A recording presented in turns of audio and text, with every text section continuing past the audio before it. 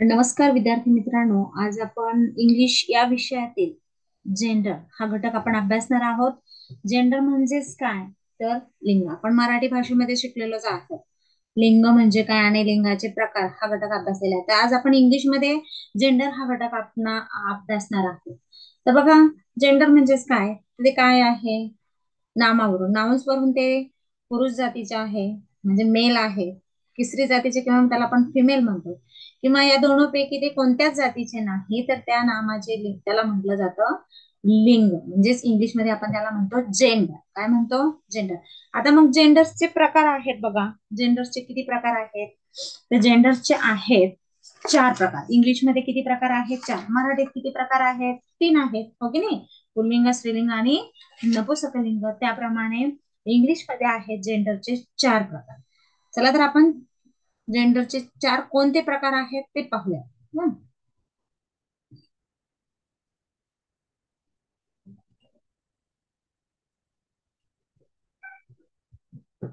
पहा, पहिला प्रकार आहे मॅस्क्युलाइन जेंडर. बघा, म्हणजे ज्या नामावरून पुरुष जातीचा बोध होतो त्याला म्हटलं जातं मॅस्क्युलाइन जेंडर्स. ओके, मग कोण कोण आहे तर सर्वांना माहितीच आहे. मॅन म्हणजे पुरुष जातीचे असल्यास मॅन, बॉय, अंकल, लायन हे सर्व काय आहेत? पुरुष जातीचे आहेत, म्हणून त्यांना म्हटलं जातं मॅस्क्युलाइन जेंडर. ओके, नंतरचा आहे फेमिनाइन.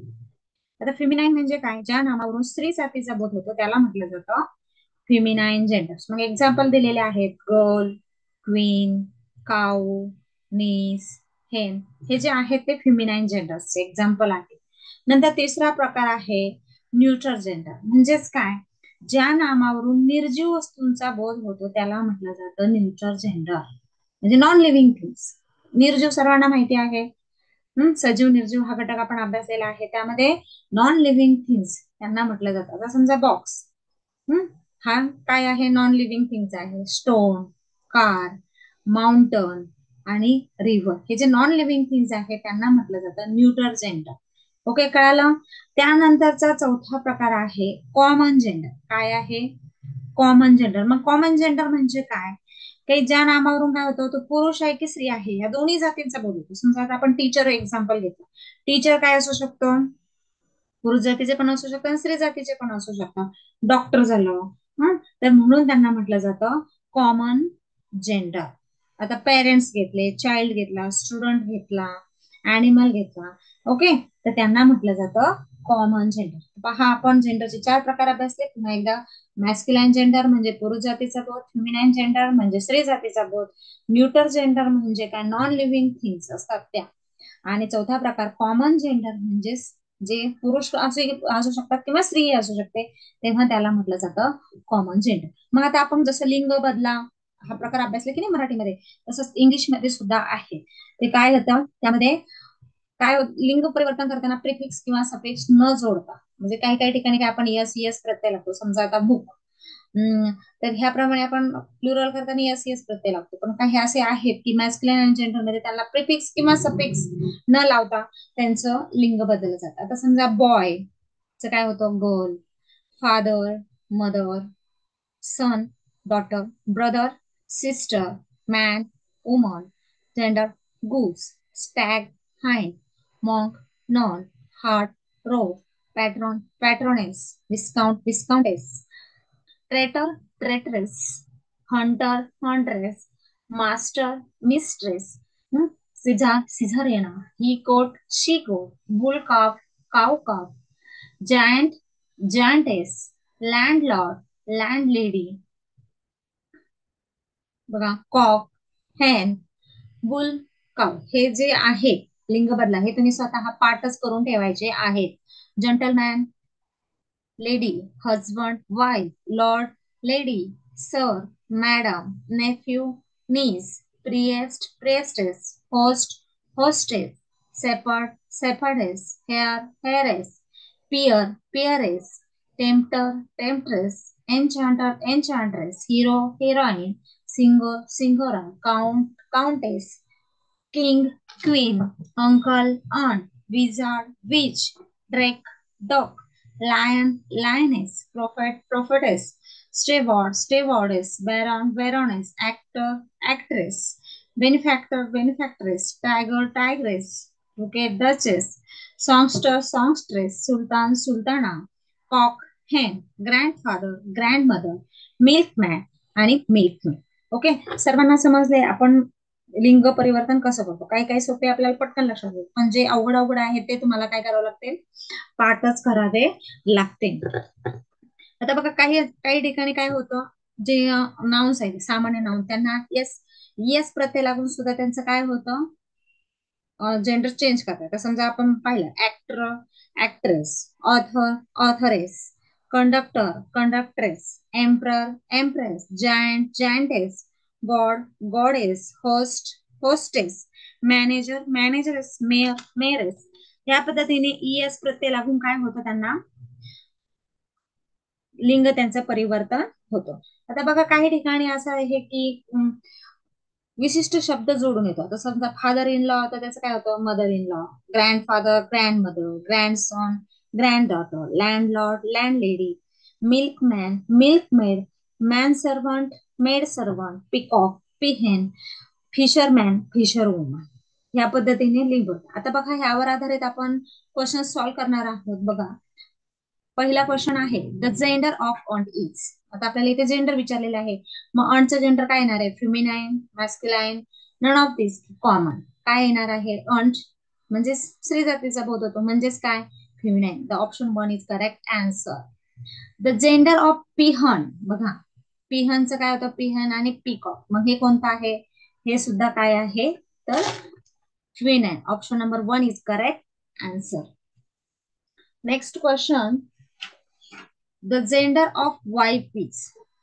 आता आपल्याला इथे वाईफचं जेंडर विचारलेलं आहे. ऑप्शन दिलेले आहेत मॅस्क्युलाईन, फेमिनाईन, कॉमन की नन ऑफ दिस. मग हे काय येणार आहे, वाईफ म्हटल्यानंतर स्त्री जातीचा बोध होत आहे, हो की नाही, तर काय येणार आहे, feminine. Option number 2 is correct answer. नंतर क्वेश्चन नंबर 4 आहे the gender of madam is. बघा इथे सुद्धा आपल्याला मॅडमचं जेंडर काय येणार आहे, स्त्री जातीचा बोध होत आहे, म्हणूनच option number 2 is correct answer. Question number 5 आहे sir is dash dash gender, feminine, masculine, none of this की कॉमन. मग आता सर हे काय येणार आहे, पुरुष जातीचा बोध होत आहे, हो की नाही, तर मग काय येणार आहे, तर masculine. Option number 2 is correct answer. The queen is, राणी. क्वीन म्हणजेच काय, राणी. तर राणीचं जेंडर आपल्याला विचारलेलं आहे, मॅस्क्युलाईन, फेमिनाईन, स्पेशल की कॉमन. तर काय येणार आहे, क्वीनचं जेंडर फेमिनाईन. स्त्री जातीचा बोध होत आहे, म्हणून option number 2 is correct answer. Question number 7 आहे the gender of daughter is. मुलीचं जेंडर. तर बघा आपल्याला त्यासाठी आपल्याला सर्वांना इंग्लिश माहिती वाचता येणं गरजेचं आहे. फेमिनाईन, मॅस्क्युलाईन, कॉमन की फेमिनाईन डबल झालेला आहे इथे, तर काय येणार आहे, डॉटरचं feminine. The gender of prince, तर काय येणार आहे, मॅस्क्युलाईन. प्रिन्स म्हणजे राजाचा मुलगा जो असतो त्याला म्हटलं जातं prince. The gender of master, त्याचं सुद्धा काय येणार आहे, masculine. The gender of father is also the masculine. आता काही आपल्या याच्यामध्ये आलेले नाहीये, ते क्वेश्चन आपण घेऊया. नॉन लिव्हिंग थिंगचे जेंडर कुठलं आहे, समजा बॉटल घेतलं, what is the gender of bottle, तर काय येणार आहे, त्याचं न्यूटर येणार आहे, ओके नाही. तर समजा तुम्हाला विचारलं doctor, what is the gender of doctor, मग आता डॉक्टर आयदर लेडीज पण असू शकतात आणि मेल पण असू शकतात, मेल पण असू शकतात किंवा फिमेल पण असू शकतात. मग तिथे काय येणार आहे, कॉमन जेंडर. ओके, समजलं तुम्हाला. जेंडरचे 4 प्रकार. मॅस्क्युलाईन म्हणजे मेल, मेल म्हणजे पुरुष जातीचा बोध होतो. दुसरा आहे फेमिनाईन, फेमिनाईन म्हणजे स्त्री जातीचा, फिमेल जातीचा बोध होतो, त्याला म्हटलं जातं फेमिनाईन. तिसरा आहे न्यूचर, म्हणजे ते काय असतात, नॉन लिव्हिंग थिंग्स असतात. समजा कुठल्या कुठल्या नॉन लिव्हिंग थिंग्स तुम्हाला सांगता येतील, टेबल आहे, बुक्स आहे, पेन आहे, टीव्ही आहे, लॅपटॉप आहे, अशा पद्धतीने खूप साऱ्या नॉन लिव्हिंग थिंग्स आहेत. त्यांचं जेंडर आपण काय करू शकतो, सांगू शकत नाही, म्हणून त्यांना म्हटलं जातं न्यूटर जेंडर. आणि कॉमन जेंडर म्हणजे काय, they are either male or female, ते मेलही असू शकतात किंवा फिमेलही असू शकतात, तेव्हा त्यांना म्हटलं जातं कॉमन जेंडर. ओके, समजलं सर्वांना जेंडर. ओके, त्यानंतर आपण पाहणार आहोत सिंग्युलर आणि प्लुरल. आता सर्वांना माहिती आहे सिंग्युलर म्हणजे एक वचन आणि प्लुरल म्हणजे अनेक वचन. एक वचन आणि अनेक वचन इंग्लिशमध्ये आपण शिकणार आहोत एक वचन आणि अनेक वचन. मग आता सर्वांना माहिती आहे एक वचन म्हणजे काय, अनेक वचन म्हणजे काय. तर कुठलीही आपण एखादी वस्तू घेतली, कोणतीही वस्तू ती एक आहे की अनेक आहे हे आपल्याला ज्याच्यामुळे कळतं त्याला म्हटलं जातं, ते सिंग्युलर नाउन सिंग्युलर आहे की प्लुरल आहे हे आपल्याला कळून जातं. आता मग त्याचे सिंग्युलर आणि प्लुरल हे दोन आहे. सिंग्युलर म्हणजेच काय, जेव्हा एकाच वस्तूचा बोध होतो तेव्हा त्याला म्हटलं जातं सिंग्युलर नाउन. ज्या नामाचा म्हणजे दोज नाउन ओनली वन, एकाच वस्तूचा बोध होतो तेव्हा त्याला म्हटलं जातं सिंग्युलर. मग कळते आता आपल्याकडे समजा a book, a balloon, an apple, हे काय आहे, एकाच वस्तूचा बोध करतं की नाही आपल्याला, म्हणून त्याला म्हटलं जातं सिंग्युलर नंबर.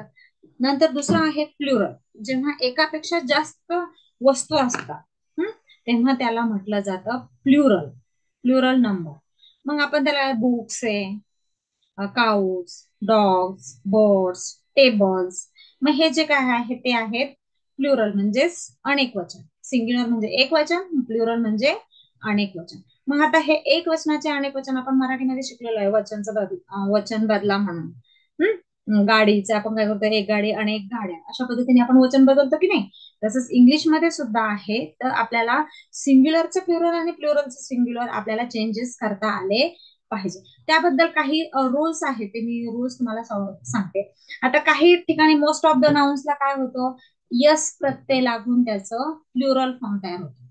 येस बघा, बॉटल, बॉटल्स, येस लागलाय. Desk, desk, cup, cups, sticker, stickers, pencil, pencils, window, Windows, book, books, car, cars. अशा पद्धतीने बऱ्याचशा शब्दांना काय होतो, यस प्रत्यय लागतो आणि त्याचं प्लुरल फॉर्म तयार होतो. आता दुसरा रूल आहे बघा, ज्या नामाच्या शेवटी, ज्या for nouns that ends in ch, x, s sounds add es, म्हणजे ज्या नामाच्या शेवटी बघा काय काय असतं बघा, yes, sh,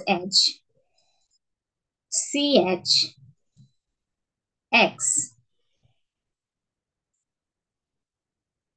o आणि झेड असेल बघा, तर त्याचं काय होतं, त्यांना शेवटी es हा प्रत्यय लागतो. मग आपण एक्झाम्पल घेऊया बघा, शेवटी काय काय येतं, यस शेवटी असणार बघा. आता इथे दिलेलं आहे यस शेवटी आहे बस, तर त्याला काय लागलेलं आहे, यस प्रत्यय लागलेला आहे, बसेस. ओके.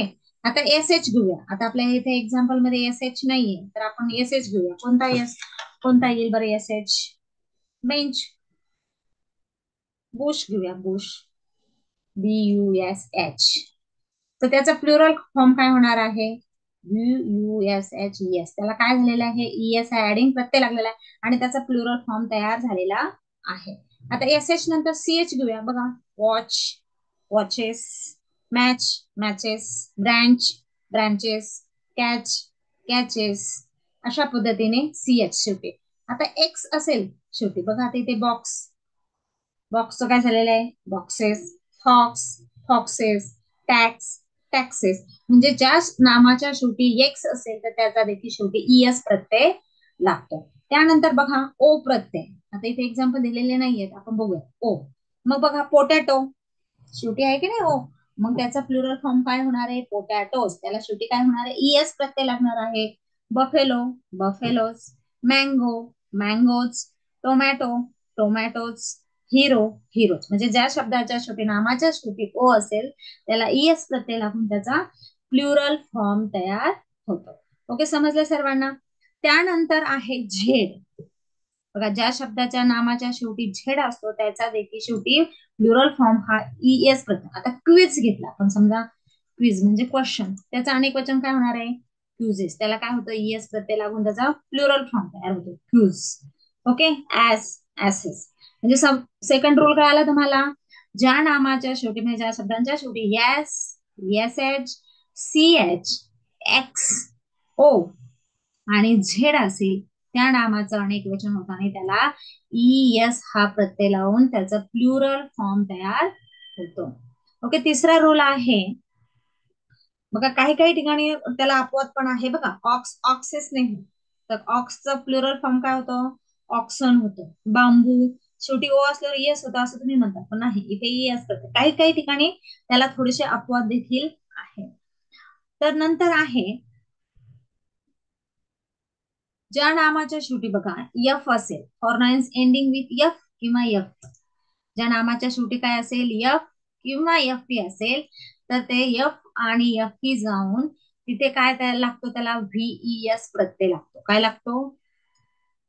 आता बघा इथे वोल्फ, वोल्फ गेला, वोल्फच्या जागेवर कोणता प्रत्यय लागला?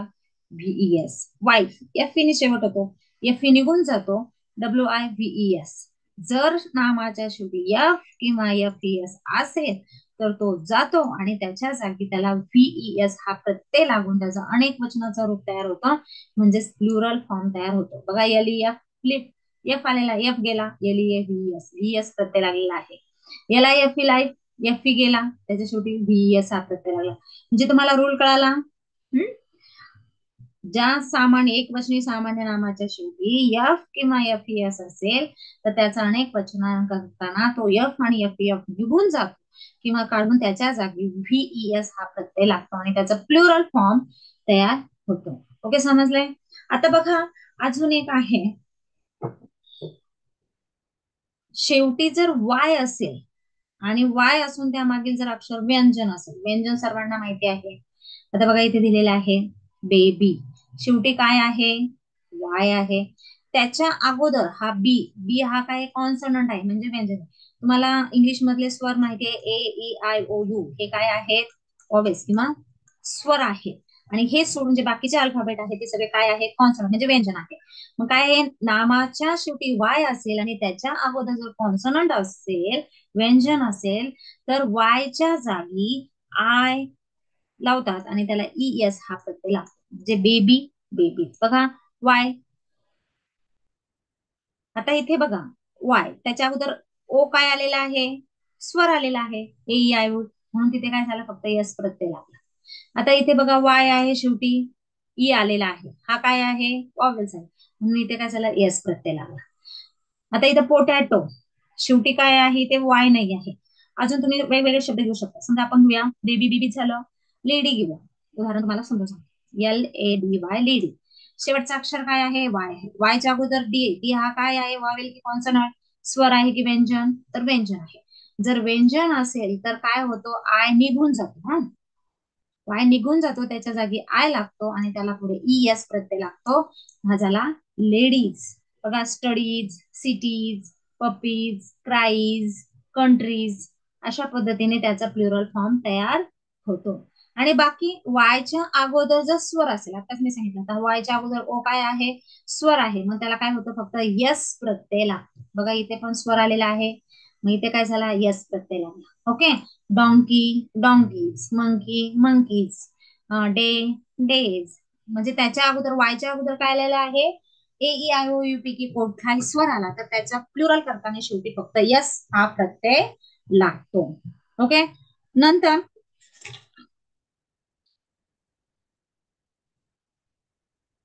काही ठिकाणी वेगळ्याच पद्धतीने होतात बघा. काही ox, oxen, man, men, tooth, teeth, mouse, mice, louse, lice, die, dice, woman, women, foot, feet, goose, geese, child, children, असे काय होतात? त्यांना कोणताही रूल फॉलो न करता ते वेगळ्याच पद्धतीने त्याचं काय होतं? प्लुरल फॉर्म तयार होतं. आता काही वेळेस तर काय होतं, सिंग्युलर आणि प्लुरल हे दोन्हीही फॉर्म सारखेच असतात. त्याचे उदाहरण दिलेले पहा, शिप च प्लुरल फॉर्म शिपच आहे, डिअरचा प्लुरल फॉर्म डिअरच आहे. ओके, सेरीजचा प्लुरल फॉर्म सेरीज आहे, spices, spices, hair, hair, fish. तर तुम्ही एक हेअर आणि एक हेअर असं नाही म्हणू शकत ना. Fish, fish, police, police, fine, fine. तर ह्या पद्धतीने आपण एक वचनाचं अनेक वचन हे रूप तयार करतो. ओके, आता ह्यावर आधारित आपण एक्सरसाइज सॉल्व्ह करणार आहे. पहा, choose the incorrect answer. Person, people, lady, ladies, man, main, photo, photos. मग आता आपल्याला याचं काय करायचं आहे? इनकरेक्ट आन्सर, लेडीजचं लेडीज बरोबर होतंय बघा, शेवटी वाय आलेला आहे, अगोदर कॉन्सोनंट आलेला आहे, आय एस प्रत्यय, मॅनचं मेन हेही बरोबर आहे, फोटो फोटोज फक्त हा ई एक्स्ट्रा झालेला आहे पण हे पण बरोबर आहे. तर चुकीचा कोणता आहे, person people, incorrect answer. Which one is different, next question, class, match, food की बॉक्स. आता कोणता डिफरंट आहे पहा बरं, ज्या नामाच्या शेवटी S S H C H X O Z असेल तर त्याला प्रत्यय लागतो एस. ओके, तर ह्याच्यामध्ये कुठला असा वेगळा आहे बघा, इथे एस प्रत्यय लागेल, इथे मॅच मॅचेस, फूडचं बघा बॉक्स बॉक्सेस, फूडचं फिट होणार आहे, पण डिफरंट कोणता आहे, option number 3. Choose the noun that is always singular. आता ह्या इथे आपल्याला असं नाउन शोधायचं आहे की ते ऑलवेज सिंग्युलर आहे. फर्निचर, नाईफ, बेबी, टूथ, त्याचं बदलत नाही, फर्निचरचं फर्निचरच राहतं. काय येणार आहे बरं, नाईफचं काय होणार आहे, नाईफ्स, बेबी बेबीज, टूथ टीथ, कुठला आहे, option number 1 is correct answer. Choose the irregular plural, मग कुठला आहे, वाईव्स, माई, सेल्फ, बुक्स. बहुतांशी सामान्य नामाला येस हा प्रत्यय लागून त्याचं अनेक वचन होतं, म्हणजे हा कुठला आहे, option number 4 is correct answer. We use singular verb forms with mass nouns. Choose the incorrect sentence according to this rule. बघा आता आपण काय, याच्यामधलं इनकरेक्ट कोणतं आहे, कशाच्या याच्यावर, वचनाच्या. Sugar is bad your teeth, the tea was hot enough to drink, water boil at celsius degree, the bread is stale. मग कुठला ऑप्शन येणार आहे,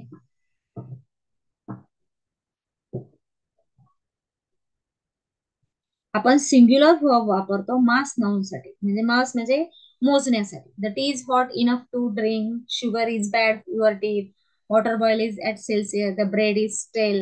मग कोणतं येणार आहे, तर option number 4 is correct answer.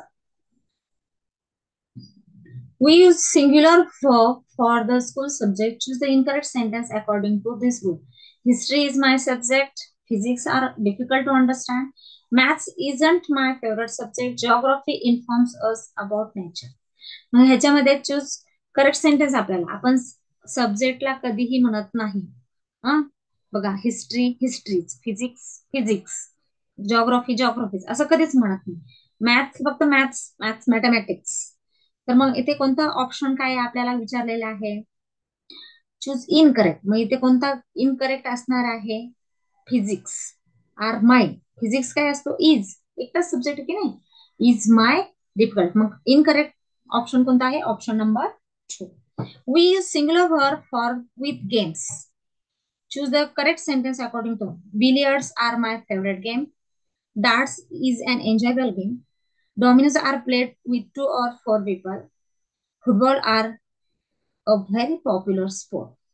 आता आपण काय, you use singular verb from the games, singular वापरतो की नाही, मग कोणता येणार आहे sentence according, darts is an enjoyable game. बघा, फुटबॉल इज येणार, billiards is my, dominoes is played, अशा पद्धतीने येणार आहे. तर इथे करेक्ट ऑप्शन आहे ऑप्शन नंबर 2.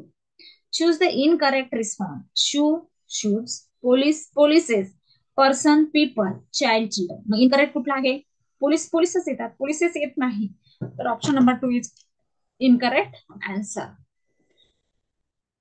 ओके, सर्वांना समजलं आता सिंग्युलरचं प्लुरल आपण कसं करतो. तर राहिलेले क्वेश्चन्स तुम्ही स्वतः हा सॉल्व्ह करा. ओके, समजले सर्वांना. आता पाहूया नेक्स्ट लेक्चरला आपण पुढचा भाग घेऊया. तोपर्यंत सर्वांनी ह्या घटकाची प्रॅक्टिस सराव करणं खूप गरजेचं आहे.